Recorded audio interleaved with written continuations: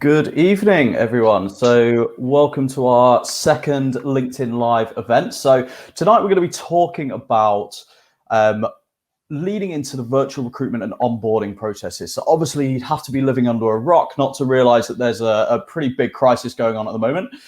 Everyone's kind of stuck in their own houses, but there's a lot of businesses out there that are doing things right, and they're still managed to hire new staff. They're still managing to look after their current workforces effectively, even remotely. So we're just having a look at that today. So before I go on and introduce all of our speakers today, I would just like to point out that this is also your opportunity as an audience to ask those questions that you think are relevant and really pick the brains of the guys that we've got here today to find out anything that might be important or relevant for you and for your business.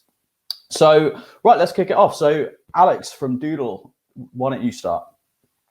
Yeah, sure. Happy to be here. VP of Revenue at Doodle. If Doodle's not something or a tool that you've ever heard of, it is a suite of scheduling tools used by about 30 million people around the world every month. And the goal is to connect people in the most efficient way possible. But very excited to be here as a revenue leader. No matter what industry you're in, whether positive or negative, you're getting impacted by this current situation. So I'm excited to share my thoughts and how we're handling it here at Doodle. Perfect. And Nahal from Klarna. Hi, everyone. My name's Nahal, and for about last 3 months, I've been working with org development here at Klarna.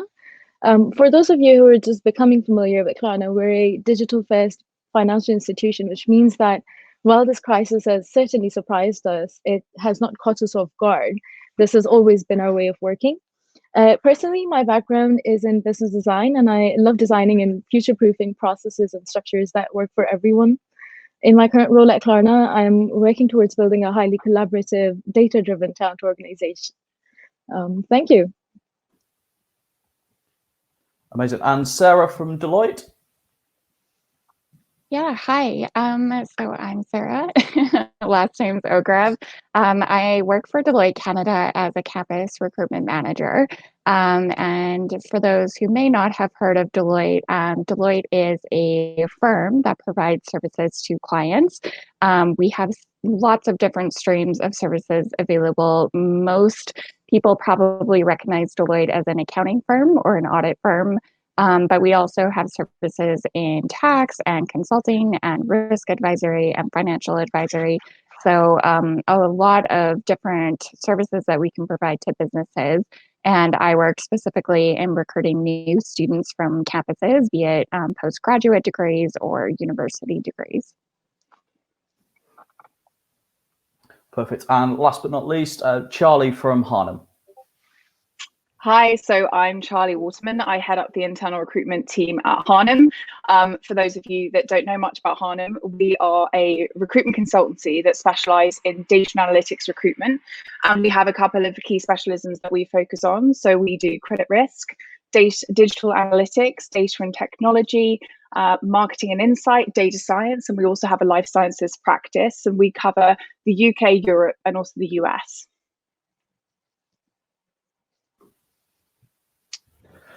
Perfect. So just before I start, I just realized I didn't tell you how you can get your point across as an audience. So if you just put any comments in the comment section on LinkedIn, we've got people in the back end that are looking after that for us. And we're going to cover as many questions as we can after the kind of prepared ones we've got here so that you guys can have your say. So cool. All right. Well, look, let's kick things off. So question one. This is for Alex first then. So how does the current forced remote work situation support or refute the thinking that technology is the most important factor for recruiting, onboarding, and engaging a fully remote workforce? Yeah, absolutely. So I think the first thing to think about is that only 6% of HR professionals have actually built a workflow where all of their interviews are virtual. So I think we're coming into this thing not as prepared as we could have been. So it's an incredibly good learning experience. So I believe it definitely supports the need to be thinking about technology in the space and how it just helps not just connect, but connect people at times where it's just not really easy to get together. I would say though that it's absolutely not, in my opinion, the most important factor. I believe it's either on par or second to the fact that we need to have some type of level of emotional intelligence when we're doing recruitment and onboarding, especially now. Candidates are, although this employment number is going extremely high up in the U.S. And a lot of companies are hiring and they're ramping up hiring. Candidates are really scared to take a new job.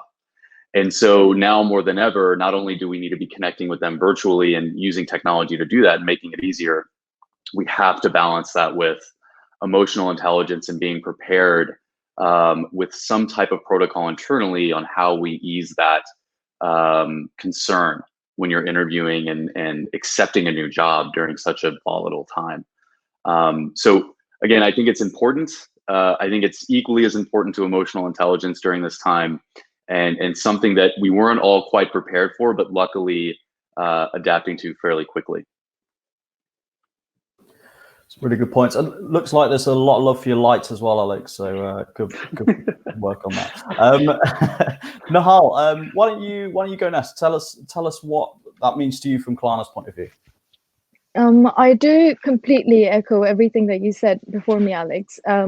Within recruitment, certainly technology has been a large part of our recruitment process. Since we hire candidates all over the world, a lot of our recruitment was remote anyway to begin with. But at the same time, we also recognize that the human element of recruitment is very vital. And increasingly, we're having to take advantage of video and other relevant communication channels. But certainly, the human touch is something that is taking a little extra effort at this time. But I think I would perhaps want to speak a bit more about the engagement part of your question. And I think, yes, certainly technology is a very important factor in engaging the workforce, but direct human-to-human contact, again, takes precedence there. And despite that, we've had a fully remote capable tech infrastructure from way before the crisis. At Klarna, we've always preferred to work in the same rooms as our teams. And so using business tools to generate social engagement has not always been the easiest. And there's certainly a lot of credit to give to the creativity and the thoughtfulness of the people sitting in our, for example, our productivity teams who are working with our online tools as well as our hardware, and then also our org development teams who are relentlessly coming up with creative ways to use our communication channels to generate and then also to maintain engagement, not only in the existing workforce, but also people who are being onboarded into a remote atmosphere, which is very new for all of us here at Klarna. Amazing, thank you. All right, cool. So Sarah, why don't you go next from Deloitte? Yeah, happy to. So definitely echo a lot of the comments that have already been mentioned, but a few of the other notes in terms of the question on onboarding. So that's definitely something that's top of mind for us in recruitment at Deloitte Canada, is bringing on our students and what that onboarding process would look like. And technology is a way to assist with that, obviously, in current times. But we're definitely lacking that camaraderie that happens with students when they first come in with us. And oftentimes, our teams will take them out for drinks, or we do networking sessions. We do lunch and learns, and being able to do that delivery digitally has been helpful, but it's definitely not quite the same.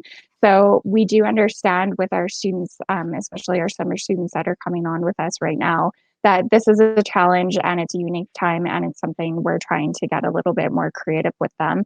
But one of the other sides of everything that's kind of been said is technology is a great tool to assist us with onboarding and bringing people in.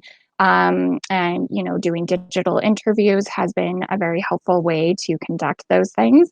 And Deloitte is a very technology-driven firm, so a lot of these processes have already been in place.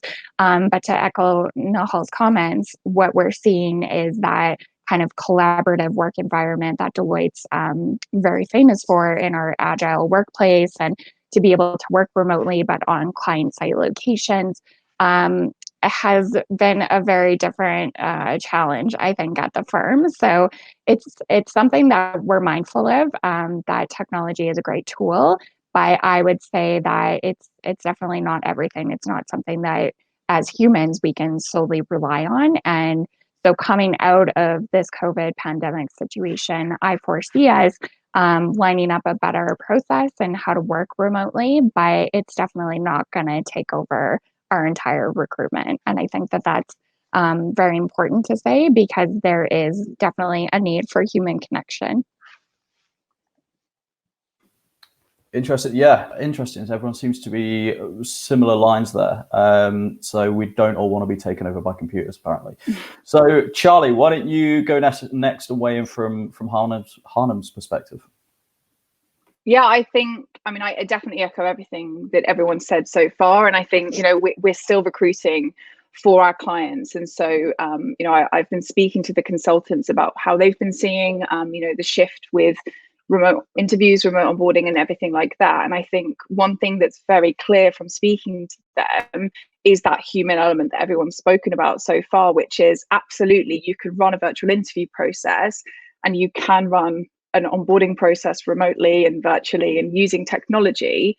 But if you forget about that human aspect and how important it is in a time like this to be over communicating with everyone that you're speaking to and the people you're onboarding, you can lose that personal element that is in the office. If you're a new starter, you can often turn around and ask a quick question and you're not embarrassed about it because you can just ask somebody that's not your manager. But in a remote situation, that doesn't exist. And so absolutely what we're seeing is a lot of our clients are having to really lay out a perfect onboarding process because of the technology part of things, and they're having to be very aware of what that looks like. So I definitely agree with everyone that really what's showing the most is that technology needs to kind of support, but the human part and understanding how people are going to feel and what we can do is the more important part.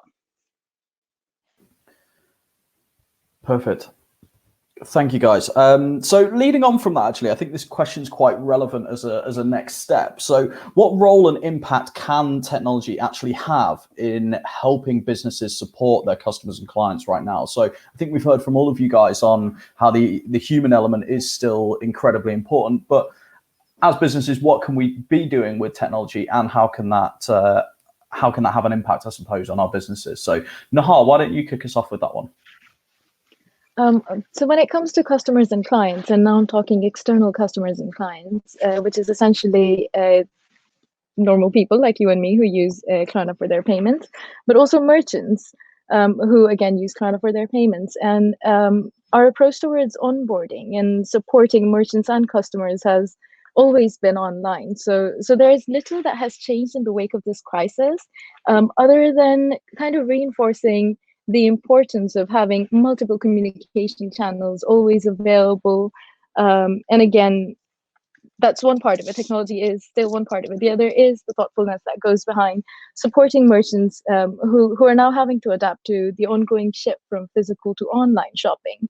And I think really what technology has afforded us to do in this time is just to be consistently present for people or for merchants who are going through a slightly rougher time than us in this crisis. Great. What about you, Sarah? What's Deloitte's point of view on this? Yeah, I'd say, again, kind of echoing what I had mentioned before, we've often been able to utilize the technology at the firm to be able to assist our clients. And we have different stakeholders at the firm. So we do have our own business clients and different organizations. But specifically for me, I have an insight into working with students as stakeholders and post-secondary schools. And I'd say technology definitely plays a big role in being able to connect. Again, in my current position as a national manager, it's important that I have the ability to connect with a school that's in a totally different province than where I'm working. And the same goes for our clients at the firm. So oftentimes we'll have individuals working on a project maybe based out of Alberta, but maybe they're actually living in Toronto to be able to support that project. And so I'd say technology has a big impact on the way that we view our clients' ability to work with us. But at the end of the day, visiting a client site or having that personal coffee connection with, for me, a post-secondary teacher is extremely important and also valuable. So I would say, from the last discussion, it's all about that balance and being able to work with, the utilities that you have at hand and the technology, by ensuring that you're not still losing a stronger connection in face-to-face. And I think from a psychological perspective of it, we actually pick up certain nuances from a person when we're chatting with them. And you might be able to understand a different dynamic of, what a person's really looking for, whereas technology, you might not quite get that. So I think technology is definitely a very important resource, and especially in a workforce that's constantly moving towards new technology. But at the end of the day, it's still all about maintaining that client personal connection and working with your stakeholders on that. Perfect, thank you. And let's move on to Charlie then. So what's Harnham's perspective on this? I think we have seen, the fact that the face-to-face interactions are on as possible right now as kind of a rise in digital interaction. So I think from one perspective, what we've seen a lot of our clients and candidates do is obviously kind of embrace that technological, ability to jump on a Zoom or jump on a Teams call, etc. So I definitely think that more being open-minded to it and seeing that it can be valuable. I think from speaking to the consultants, what they've noticed is that they have had to, actually work with companies and also with candidates on how to engage into, on a video, so the technology is there, but as Sarah was mentioning, you lose a little bit of that ability to read other people. And when it comes to interviewing, that's a pretty big part of the interview. How do you gauge someone's cultural fit over Zoom? And so we have been doing a lot of work at Harnham in working with the candidates and clients in identifying ways that they can get that information from a video interaction and utilize it to their benefit, so that they're, for example, not waiting and to meet someone in person they can feel comfortable with that decision. And same with the candidate, they can feel comfortable making a decision on a job when they haven't seen the office and they haven't been physically present. So it's a lot about using what you've got and using the tools to effectively ensure that someone feels like they have enough information as well. Great, thanks. And then lastly then, Alex, on this issue from Doodle. Yeah, so I'll do the classic. I echo everything everyone has said. I think there's one big step to take prior to harnessing technology, for customers and clients. There has to be a cultural decision internally about how we are going to address this time, right? Which is then going to empower the team to know how to use the technology and when to use the technology and why. So I think the first thing that has to happen is everybody has to realize at this point right now, for the indefinite future, everyone is in support or everyone is in customer success. Your customers who are paying you today or who are working with you today, they're the most important people in your lives right now, and you just need to be present. An example of doing that, you can use a scheduling tool or you can use a video conferencing tool and just have a link available for your customer to book onto your calendar to call you. They're not going to always do it, but it's that sense of knowing that somebody's going to be there to listen. I think another thing people need to do is be prepared for what that customer is going to need. So technology is going to enable you to speak with them, but how are you going to help them? So just make sure that you have, your 1, 2, 3 things that you're doing as a business to help those customers make it through this time. So technology can be powerful. I think it has to be supported with all of those decisions that need to be made around the business. But just grab a cup of coffee virtually with your customer, and it's going to go a long way. Perfect. Thanks for that, guys. And thank you everyone in the audience as well who's putting their questions through. We've actually got one that leads quite well on from that, from Kyla. She asked, what advice would you have to induct someone effectively if they have to work entirely remotely from day one? Does anyone want to chime in on that one? I don't mind answering Sarah. that one. So yeah, onboarding is definitely a tricky situation in general, depending on what company you're joining. But I would say in this particular situation, it's extra tricky. And the reason why I say that is because with onboarding, you obviously want to have all of your technology up and running. You want to be able to connect your new hire directly to the team and have everything kind of lined up so the flow from day one on is seamless. Which, you know, as we all know, there's always technology issues. I can't tell you how many times I've started with an organization and sometimes like my laptop doesn't work or I never got my cell phone or whatever it was. So that's why I say there's a lot of tricky components to it. But especially now, there's an extra added layer of extra red tape to kind of work around because you can't just walk down the hall to IT and say, hey, like my cell phone's not working or my laptop doesn't work. So in order for someone to be effective if they're first onboarding and they're working remotely, obviously you need to make sure that your first step is your technology is actually working. And then from there, I would say, especially for us, because we do have some summer students joining us very soon at Deloitte in Canada. And a lot of what we are trying to work on is an engagement process to making sure that these students don't feel alone.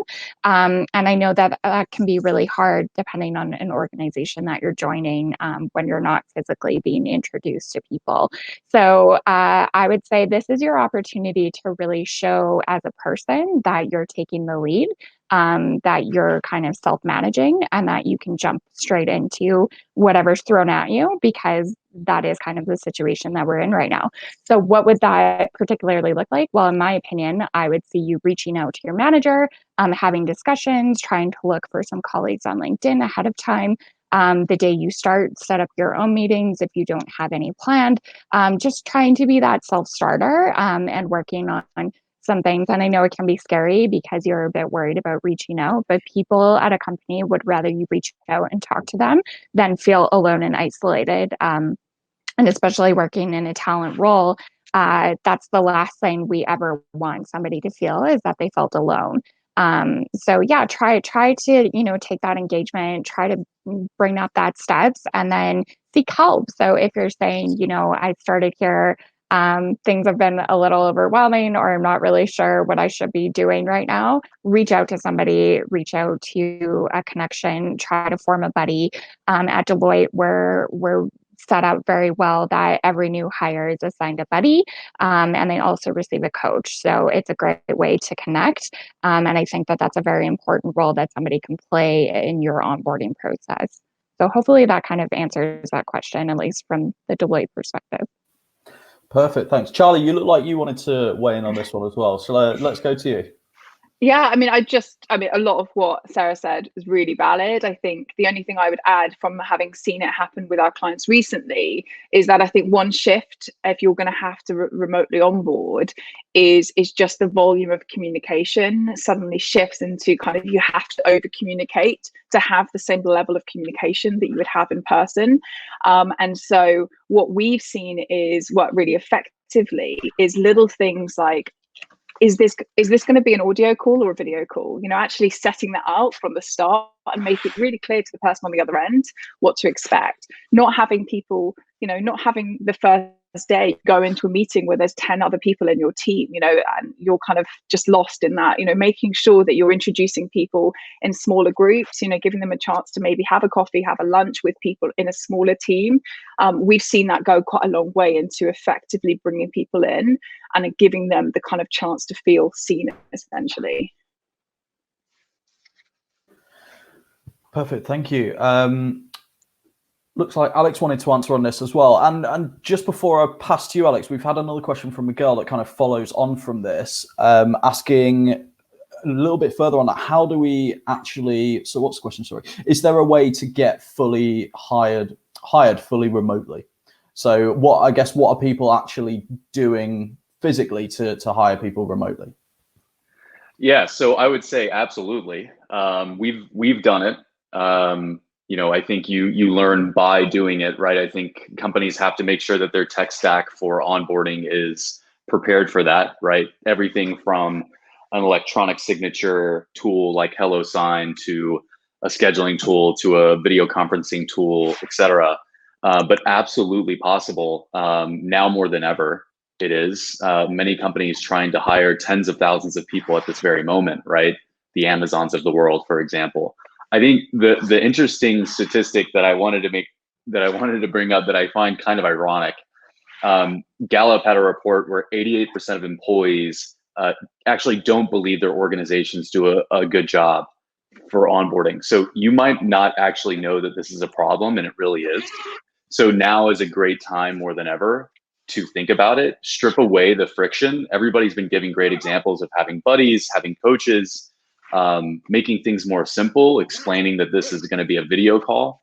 But I think Sapling said 54 activities on average are what somebody has to complete for onboarding.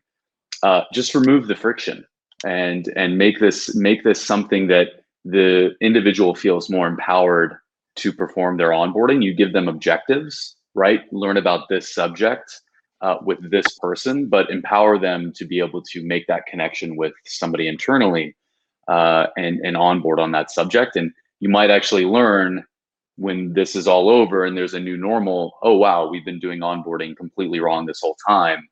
And we've hired these new people remotely, and they've actually ramped up much quicker than anyone else. Okay, while we're on you, Alex, we've just had another one from Bashir to ask what actual tools are we using to recruit, and can you give any recommendations? Doodle, just kidding. Absolutely, we absolutely use a scheduling tool. We use our own scheduling tool. I think let's maybe just quickly go through the funnel. I'm a salesperson, so I look at everything like funnels. Recruiting is a funnel. There are stages of recruitment. I think coordination, right? Make it as easy as possible to get to the candidate with the least amount of friction. So with Doodle, we use our bookable calendars, which just book the meetings for us with our candidates. Then we use Zoom video conferencing to have our one-on-one video conferences with our candidates. We use an actual management tool for the pipeline of candidates called Team Tailor, where we track everyone's feedback on the candidate during the interview process. But this is a group effort, right? These stages are all led by individuals within the org. But I would say you have to have your core platform, which is your Lever or your Team Tailor. I highly recommend a scheduling tool because at the end of the day, and what we're seeing right now more than ever, are recruiting teams coming to us. It's time to hire, right? The workforce is about to become extremely competitive. Some incredible talent is out there. The CEO of Airbnb just tweeted that he's willing to personally refer people that they had to lay off. It's going to be about time to hire and getting that best candidate through the pipeline. So I would say those are the top 3 tools that you have to get in place as soon as possible. Perfect. Thanks. I hope that answers your question, Bashir. So thanks everyone for putting the questions in as well. So keep that coming. We're going to keep coming back to those throughout this whole thing. So look, I'm going to move on to the next one we've got anyway. So what are some of the ways your business has been able to support your teams amidst the countrywide lockdowns and the social distancing? So Sarah, why don't you kick us off with this one? Sure, no problem. So a lot of the ways that Deloitte's able to assist the countrywide lockdown is utilizing tools. So we participate in a lot of Skype meetings, obviously, as kind of what's been stated before, communication is of utter importance right now. So connecting a little bit more frequently with everybody, working. A lot of the ways that... Sorry, I think I heard an echo there. So yeah, that's some of the tools that we're utilizing internally. But I'd say in terms of social distancing, so Deloitte actually closed all of its offices across Canada until further notice. So everybody's working from home. But again, working in Deloitte, we've already utilized a lot of the technology to work offsite in different client locations, or to prep students that are going to be moving across the country in different projects. So I think a lot of the ways that we've already had technology in place have just kind of gone a little bit further in terms of, keeping everybody safe and being able to kind of continue with business as best as we can. But a lot of what we do is client-based. And so we need to make sure that the client work that we're working on is able to support what's happening. And then we also need to be able to understand what our clients are going through. And so I'd say that poses probably the biggest challenge to us right now at the firm is being able to work with our clients who maybe weren't as prepared as we have been for something like this. So that's definitely something that we've had to kind of work with. And in knowing that only select few people need like executive approval to be able to leave their house and if they need to go to a client site or to pick up information. So we've done, I'd say, a great job at being able to kind of assist in the lockdown and the social distancing side.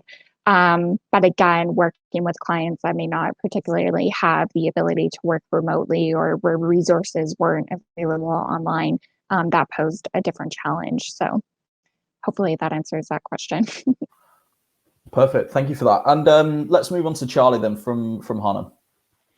Sure. So I think I can talk from obviously both what we've done at Harnham specifically, but then also what we've seen our clients do as well. Is I think, we have had to use, things like our social media channels in a slightly different way to engage our workforce, because everyone's working out of their own homes and they don't get that kind of cultural feeling that they usually do. And so we instantly thought, okay, well, how can we use the channels that we've already created that our kind of consultants are on to kind of engage with them outside of the traditional email. So we've been using our Instagram platform for that, and we've also got a TikTok as well, and so we've been using things like that. But what we've also seen some of our clients do quite regularly is, for example, one of our clients is going to be a Pilates instructor. So every Wednesday she hosts a company-wide Pilates session, for anyone that wants to join. We've seen clients do like virtual escape rooms.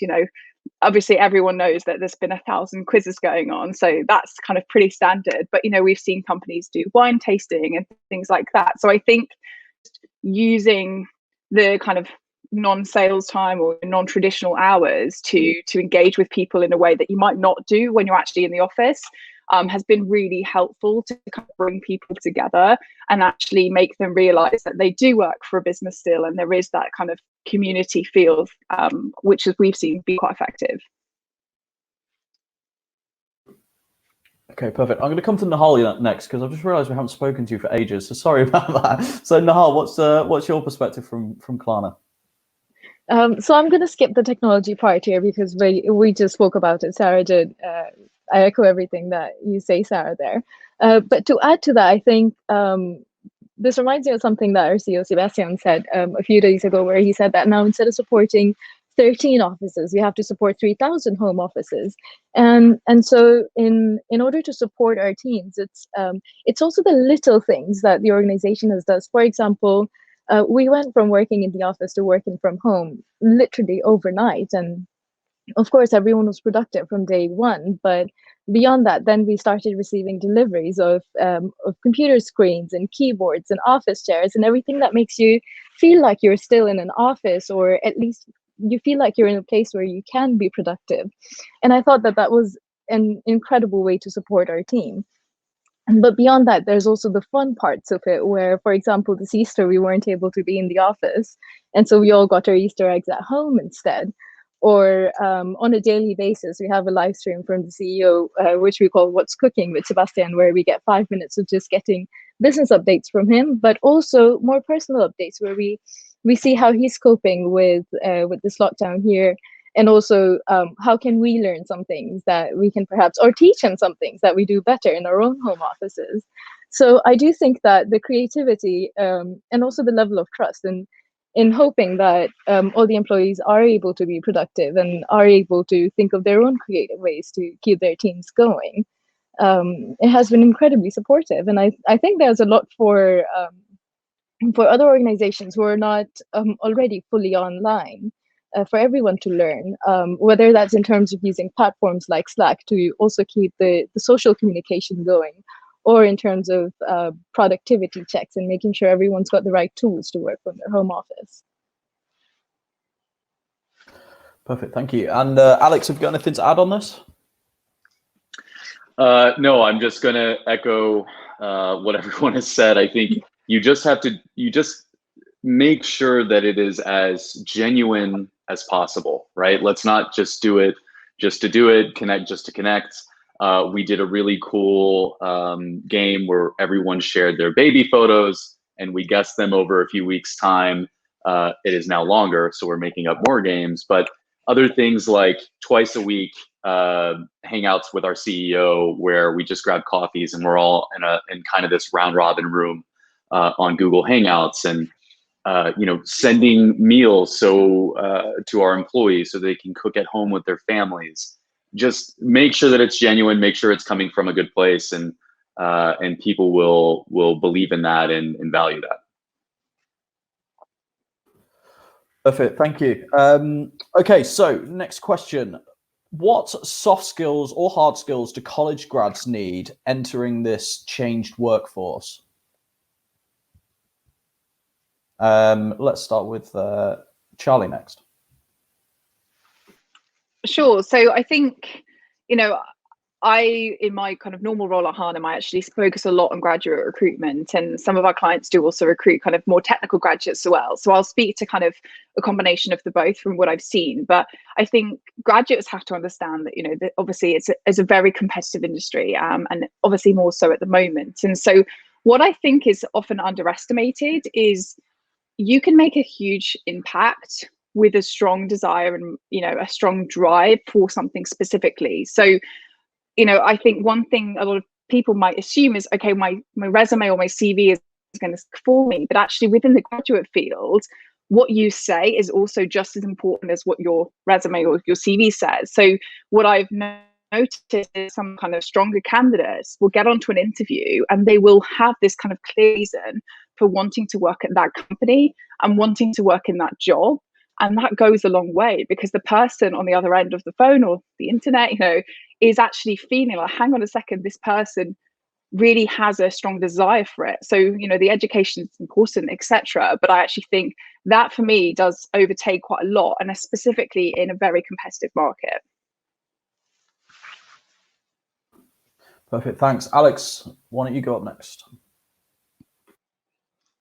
Yeah, I think I almost spoke on mute, and that would have been very embarrassing because I make fun of people who speak on mute.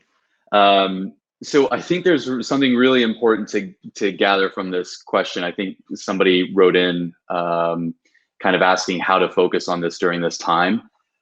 The first is mindset.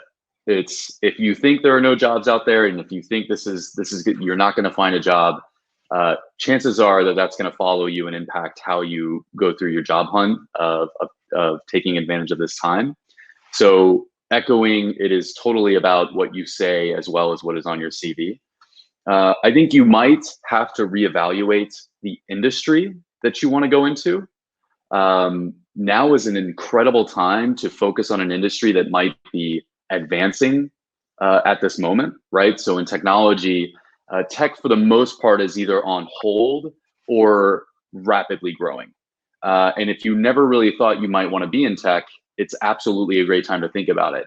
Just to give real life examples of sales and in revenue, almost any role in revenue has a fairly strong funnel or a fairly strong growth path or career path with entry-level roles, and entry-level roles are critical. So it is completely just as much about how you're positioning yourself, your values, right? What you value, and is it the same as the company? But I really think it has to do with mindset, and also just take a look out there, focus on the industries that are growing, and you'll have an excellent shot at getting a job at this moment. Perfect, thank you. And I'd just like to add as well, we've had a couple of questions through that are pretty relevant to this question as well, from Shubham and Murif, and apologies if I've butchered those names, but Shubham asks, as an MSc graduate with no work experience, is it going to be difficult to land a job during this pandemic? And Murif asks, what do you recommend to fresh graduates in this tense situation? as most of the companies are cancelling their recruitment processes. So I'll go over to Nahal next, and if you want to add anything that's kind of relevant for Shubham and Muraf as well, that would be great. I think Alex has said quite a lot of really important things there, where you need to kind of go in with an open mind, knowing that there is an industry that's going to start booming out of this crisis. Just how we saw in the last crisis, there's a lot of industries that didn't, or a lot of organizations that didn't exist before that, and keeping a keen eye out on the market, on what's going to be suitable or sustainable to the upcoming business models would obviously be one way to go into this crisis feeling a little more encouraged. And then going back to the question that you asked, for a recent graduate, I think a lot of the hard skills are nurtured here at Klarna. And obviously, being a fintech company, tech savviness does carry you forward. But even then, when it comes to technology, we find candidates are more successful when they're curious and they have an analytical mind and a strong aptitude for problem solving. So really, we do focus a lot more on the soft skills when you're entering the workforce just out of school, and of course, just as every other organization or most of the organizations say, going in with a growth mindset is the best you can do for your career. But also knowing how to communicate effectively, or knowing how to ask the right questions, challenge the status quo. And then very especially in this time, perhaps adaptability is absolutely essential. Amazing, thank you. So we've just hit 2,000 viewers as well, which is amazing. So thank you for everyone, and keep with your questions coming. I saw one through from Fritz, just asking about tools that your teams are using. I think we covered that a bit earlier in the in the discussion here. So if you weren't around for that, the video to this will be available after the whole session, so you'll be able to watch back anything that you might have missed. So moving on to Sarah, just on that same question, so the soft and hard skills, and then also any kind of specific advice that you've got for Shubham and Muraf. Perfect. So yeah, I definitely echo a lot of what has been already said, and Nahal, I think you hit the nail on the head that what we see from our students that are definitely successful coming into Deloitte are students that they do have hard skills and technical knowledge, but the students that have demonstrated key soft skills and communication ability to work well individually and with the team. Students that are curious and want to learn or are eager to try something new. Those are often the students that we like to kind of retain at the firm because they have more insight and strategy and big picture thinking. And it is important still to have our technical side as well. So not to discredit a person if you feel like you're a lot more technical, but we really do find that, especially in a situation like now where you're trying to stand out with other individuals, if everybody kind of has that technical baseline, the way that you can really kind of get ahead of the curve is by, really utilizing your communication. And I think a lot of what I've seen come out from campus recruitment in particular, over the past several years has been a lot more of creativity in terms of resumes, submitting in videos, getting actual projects. So I remember this one student had submitted a resume with kind of his invention book. And he had invented this chip bowl that had a slide dipper. So you could scrape off your chip, make sure it was perfectly leveled with the dip. We had him come into a conference and everybody loved him and we hired him on. So I'd say oftentimes we get bogged down with how recruitment should be. It should be a black and white one-pager resume. It should be very straightforward, minimal bullet points. And that is great and true, and that still gives us a small glimpse of what you're capable of. But really what we want to see are those softer side, and we want to see you as a person. So show us your creativity, show us your drive, and even if companies aren't recruiting, now is the time to look at a company that you're interested in. And again, if they're not recruiting, pick up an email, send off a note to connect with them regardless, because they're not all going to be not recruiting forever. At some point, things will change and they will start opening up those doors. And more often than not, especially in the world right now, what we're seeing is individuals are getting positions through networking. So I would strongly suggest, like, if you're interested in somebody, but you know that they're not recruiting right now at this time, pick up the phone, dial in, have chats with them, get to know them, get them to know you. And then that will create, hopefully, a better playing field for when they do start recruiting.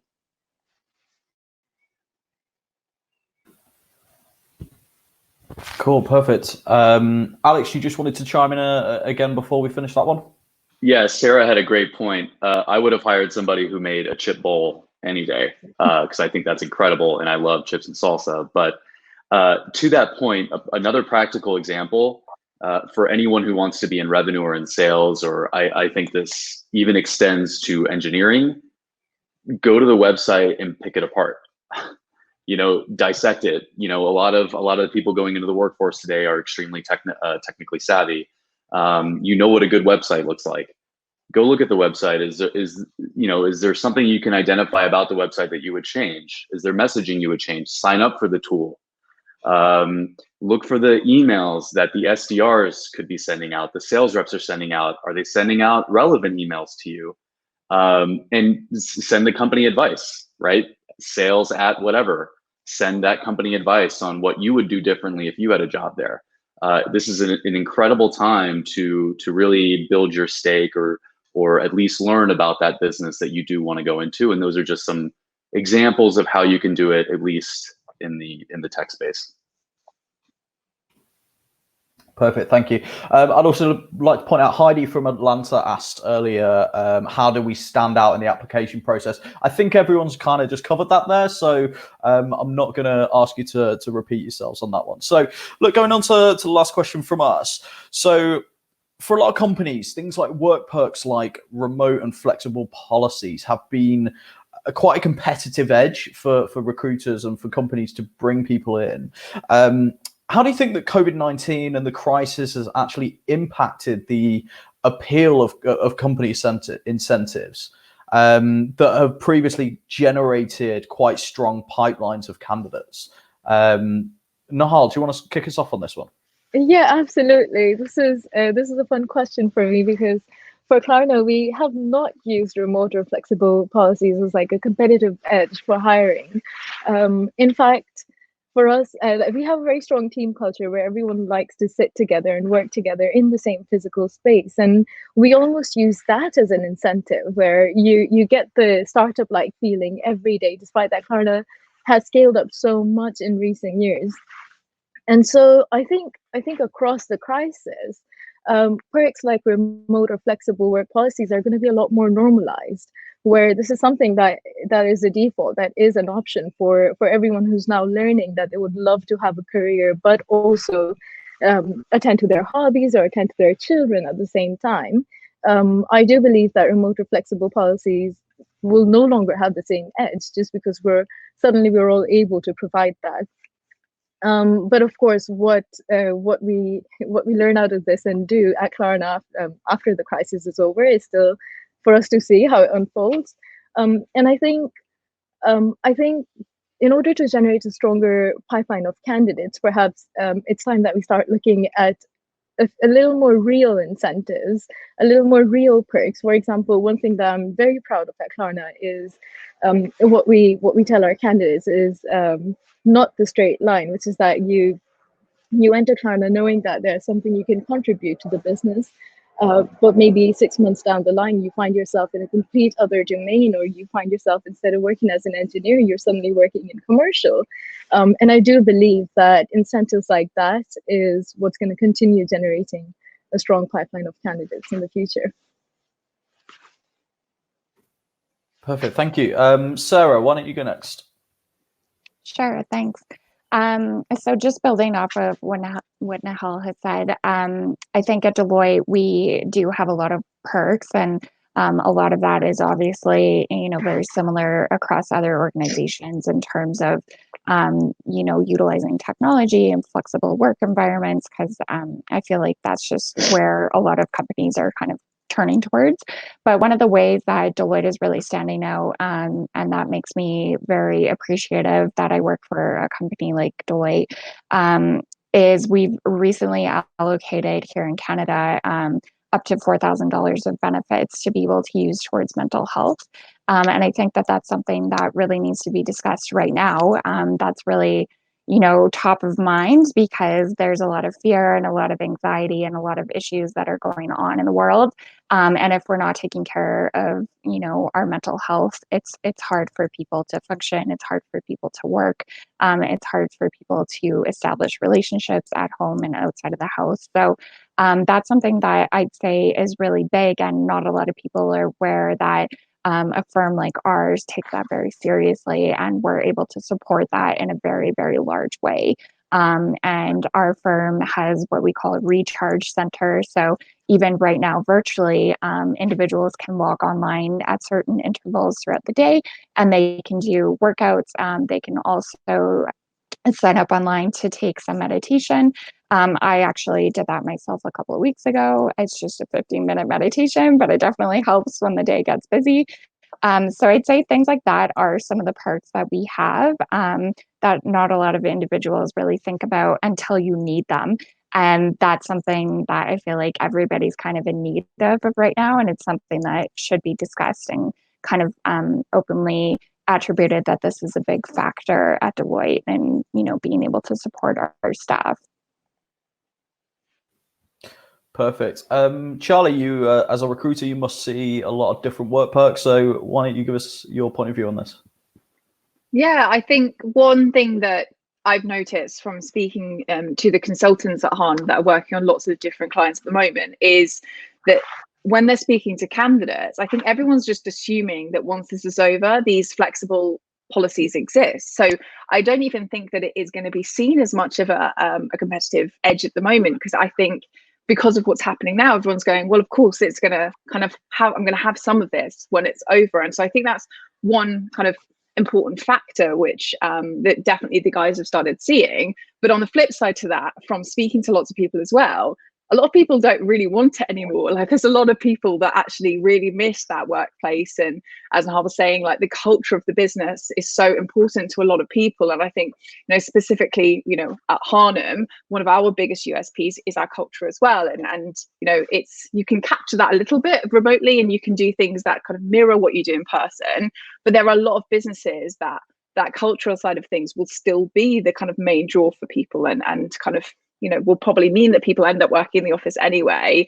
So I think, we've seen a real variety of our clients necessarily push the other things as well. So it becomes a lot more about the technical training that they can offer. It becomes a lot more about, the shares, the equity and things like that, and probably less so absolutely that this is like suddenly this massive competitive advantage, because it really isn't anymore.